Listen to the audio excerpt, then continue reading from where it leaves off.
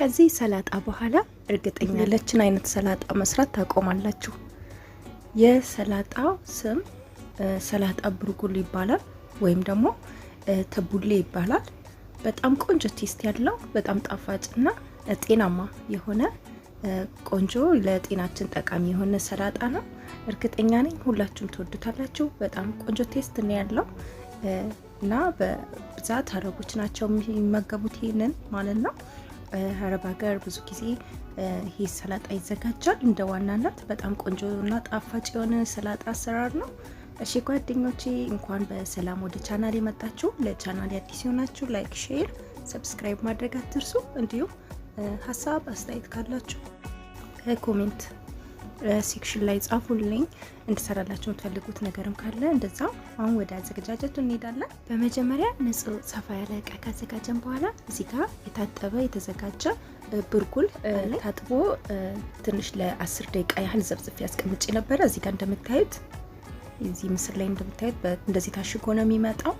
ይሄንን ነው ማለት ነው አጥቤ አጽድቼው ከዛ በኋላ ለ10 ደቂቃ ያህል በኖርማል ውሃ ዘፍዝፌው ነበረ። በመቀጠል የሚያስፈልገን ፐርስሊ ነው። ፐርስሊ በዛ አድርጋችሁ ጨምሩ። በድቅቅ ተደርጎ መከተፍ አለበት በእጃችሁ ማለት ነው። በዚህ መልኩ አድቅቀን እንከትፋለን። መቀጠል የፈረንጅ ቃሪያ ቀዩን ማለት ነው የማያቃጥለውን እሱን ግማሹን ነው እንግዲህ የተጠቀምኩት። አድቅቄ በዚህ መልኩ ከትፌ ጨምሬ ያለው። እዚህ ጋር ደግሞ የኦሊቭ ፍሬ ወይም የወይራ ፍሬ ግማሽ ኩብ ነው እዚህ ጋር አጥቤ የጨመርኩት ማለት ነው። እዚህ ጋር እንደምታዩት እንደዚህ ተከትፎ የተዘጋጀው ማለት ነው፣ ውስጡ ፍሬ የሌለው። በመቀጠል የሚያስፈልገን የበቆሎ እሸት የተቀቀለ ነው። እኔ የጣሳውን የተጠቀምኩት ትንሿን አንዷን ማለት ነው። በመቀጠል እዚህ ጋር ደግሞ የሚያስፈልገን እንግዲህ እንደምታዩት እዚህ ጋር የሮማን ፍሬ ነው። እንደዚህ አንዱን ፈልፍዬው ነው ማለት ነው። መካከለኛ ትልቅ አይደለም ትንሽ ነው። እሱን አንዱን ነው ማለት ነው። እዚህ ጋር ፈልፍዬ ካልኩ በኋላ አጥቤ አጸዳሁትና እንግዲህ እንደምታዩት በዚህ መልኩ እሱንም እንጨምራለን። በመቀጠል የሚያስፈልገን አንድ ካሮት እንደዚህ የተፈቀፈቀ ማለት ነው፣ መካከለኛ ካሮት እሱም ያስፈልገናል። በዚህ መልኩ እሱን ከጨመርን በኋላ ትንሽ ቲማቲም፣ አነስ ያለ ቲማቲማችሁ ግን ትልቅ ከሆነ ደግሞ ግማሹን መጠቀም ትችላላችሁ። እሱ በተመሳሳይ ደቀቅ ተደርጎ የተከተፈ በዚህ መልኩ ማለት ነው እንጨምራለን። እንግዲህ ለቡርጉል ሰላጣችን ይህንን አትክልቶችን ካዘጋጀን በኋላ ወደ ቀጣዩና ሰላጣውን የበለጠ ቆንጆ ወደሚያደርገው ወደ ሶሱ አሰራር ነው የምንሄደው። ይህንን ወደ ጎን ካደረግን በኋላ ሶሱን እናዘጋጃለን ማለት ነው። ሶሱን ለማዘጋጀት እንደዚህ አይነት ንጹህ እቃ እናዘጋጃለን። በመቀጠል የሚያስፈልገን ኦሊቭ ኦይል ወይም የወይራ ዘይት፣ ከዛን ሎሚና እዚህ ጋር ደግሞ እንግዲህ የድብስ ሮማን ይባላል በአረበኛ። የሮማን ሶስ ነው፣ እሱን እንጠቀማለን። ከሁሉም 1/3 ወይም ደግሞ ሩብ ኮብ ነው የምንጠቀመው ማለት ነው። እያንዳንዱን እዚህ ጋር ሎሚ ነው፣ ሎሚውን ጨምቄ ሩብ ኮብ የሚሆን ሎሚ ነው። አንዷን ፍሬ ብቻ ሳይሆን ተጨማሪ ጨምሬ ያለው ምክንያቱም ሩብ ኮብ መሆን አለበት። በመቀጠል የሚያስፈልገን የወይራ ዘይት ነው፣ እሱም ሩብ ኮብ ነው የተጠቀምኩት ማለት ነው። በመቀጠል እንግዲህ የድብስ ሮማን ወይ ደግሞ የሮማን ሶስ ነው፣ እሱም እንደዛው ማለት ነው የሚያስፈልገን ሩብ ኮብ እንጨምራለን። እነዚህን ግብአት ከጨመረ በኋላ የሚያስፈልገን ግማሽ የሻይ ማንኪያ ብላክ ፒፐር ወይ ደግሞ ቆንጆ በርበሬ እንጨምራለን። በመቀጠል ጨው ነው፣ የትኛውንም ጨው መጠቀም ትችላላችሁ። እኔ የፒንክ ከለር ያለው ወይ ደግሞ ሮዝ ከለሩን ጨው ነው የተጠቀምኩት ፓውደሩ ማለት ነው። ከዛን በመቀጠል እንግዲህ እነዚህ በደንብ አድርገን እንቀላቅላቸዋለን።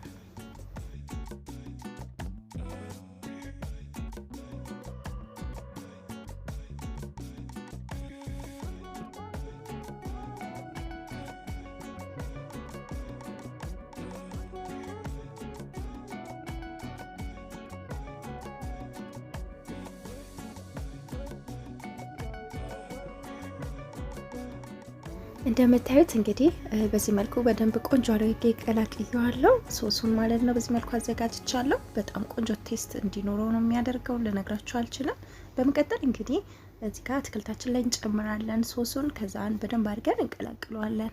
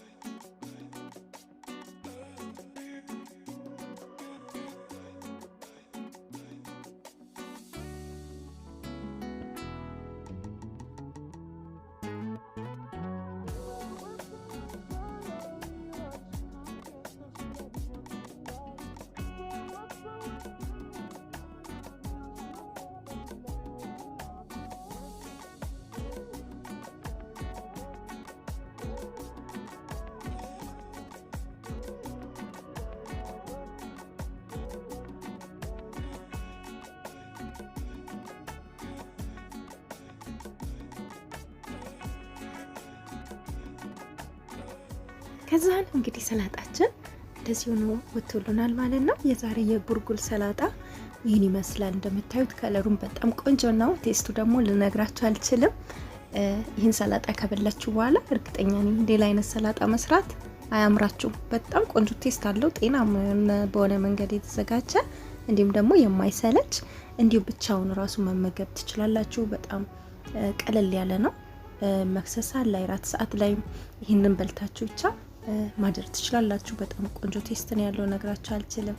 ይሄን መብላት ከጀመራችሁ አታቆሙ። እኔ በጣም ወድጄዋለሁ። እናንተም በቀላሉ በቤታችሁ ውስጥ እንደዚህ አዘጋጅታችሁ ሞክሩት። በጣም ቆንጆ የሆነ የቡርጉል ወይም ደግሞ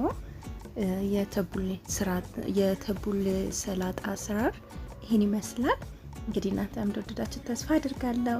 ሀሳብ አስተያየት ካላችሁ በኮሜንት ሴክሽን ላይ ጻፉልኝ። እንድሰራላችሁ የምትፈልጉት ነገር ካለ ወይም ደግሞ እንደ ሀሳብ ይሄን ብታስተካኪ ይሄን ብታደርጊ ጥሩ ነው በማለት ያው እንግዲህ ሁላችንም ስህተታችንን ስንተራረም ጥሩ ነው ብዬ አምናለሁ። እና እሺ ጓደኞቼ ለቻናሌ አዲስ ሆናችሁ ላይክ፣ ሼር፣ ሰብስክራይብ ማድረግ አትርሱ። እንዲሁም ሀሳብ አስተያየት ካላችሁ እንደተለመደው በኮሜንት ሴክሽን ላይ ጻፉልኝ፣ እመልሳለሁ። እና ደግሞ ቻናሌን ወይም ደግሞ ቪዲዮን ስታዩ ዛሬ የመጀመሪያችሁ ከሆነ ቻናሌ ላይ ብዙ አይነት ጠቃሚ የሆኑ ቪዲዮዎችን ሰርቻለሁ። ለቆዳችን፣ ለጸጉራችን፣ ለብዙ ነገር ጠቃሚ የሆኑ ነገሮችን ሰርቻለሁ። ገብታችሁ ይሁ ተጠቀሙላለሁ። እንዲሁም ነበር ጓደኞቼ ለምትሰጡኝ አስተያየት እንዲሁም ደግሞ ስለምታበረታቱኝ እጅግ በጣም አድርጌ አመሰግናለሁ። ክበሩልኝ። እሺ በቀጣይ በሌላ ቪዲዮ እስክንገናኝ ሰላም ሆኖልኝ። ባይ ባይ።